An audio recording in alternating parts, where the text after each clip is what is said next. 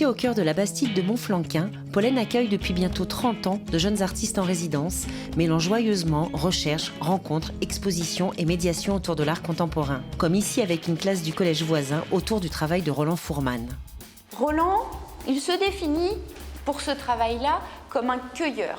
C'est-à-dire qu'il est allé dans Lot-et-Garonne, en Dordogne, en Gironde, récupérer des images de ces palombières. Parce que ce qui l'intéresse, lui, c'est leur forme, ce qu'elles renvoient à l'architecture, à la construction. Mais est-ce que tu es un peu différentes ? Oui, elles sont toutes un peu différentes. Et c'est pour cette raison-là qu'il nous présente cette série de photographies. Comment on pourrait appeler ça, en fait, cette série d'images ? Adrien ? Une collection, exactement. J'étais résidente, artiste ici à Montflanquin. Un jour, je suis tombée par hasard avec mon VTT aux forêts. Je me retrouvais devant une palombière. Et une palombière perchée, il faut dire. On pense que ce sont des structures, des habitations, des extraterrestres. Quelqu'un qui ne vient pas d'ici ne peut pas comprendre ce qu'ils font. Pour tout le monde, ça peut être peut-être une folie.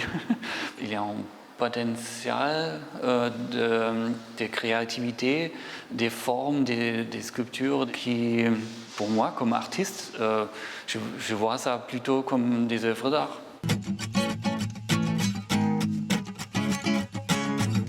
Le principe même de Pollen, c'est d'accueillir des artistes qui travaillent librement. Donc chaque artiste a un projet singulier et est amené à le développer librement durant 3 mois.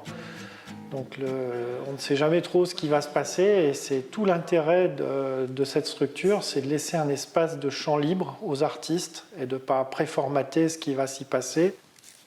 Depuis quelques jours, l'artiste Agathe Berthouveille s'est installée à Pollen, où elle mène un travail entre logique et humour. La preuve par l'exemple.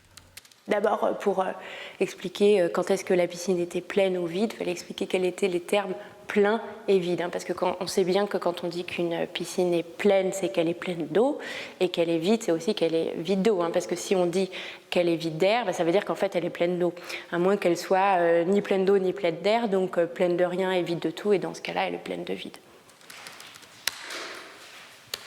Fait comme des conférences ou des démonstrations de logique fictive. Donc, je m'inspire beaucoup de mathématiques parce que je suis très intéressée au rapport à la logique, à la démonstration, au raisonnement, et je crée des fictions.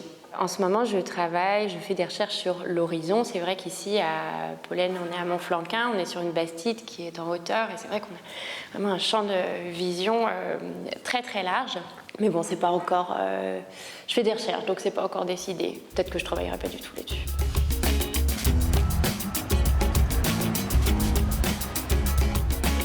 Retour parmi les élèves du collège de Montflanquin pour un atelier palombière. Avoir Pollen juste à côté, c'est vraiment génial. Le fait que ce soit une structure pointue en milieu rural, c'est vraiment très important parce que c'est vrai que les élèves n'ont pas forcément l'occasion avec leurs parents de sortir, d'aller dans des lieux d'art contemporain et d'avoir accès aussi à une médiation et du coup de comprendre bien les œuvres, de pouvoir rencontrer des artistes. Et tout ça, grâce à Pollen, ils peuvent l'avoir.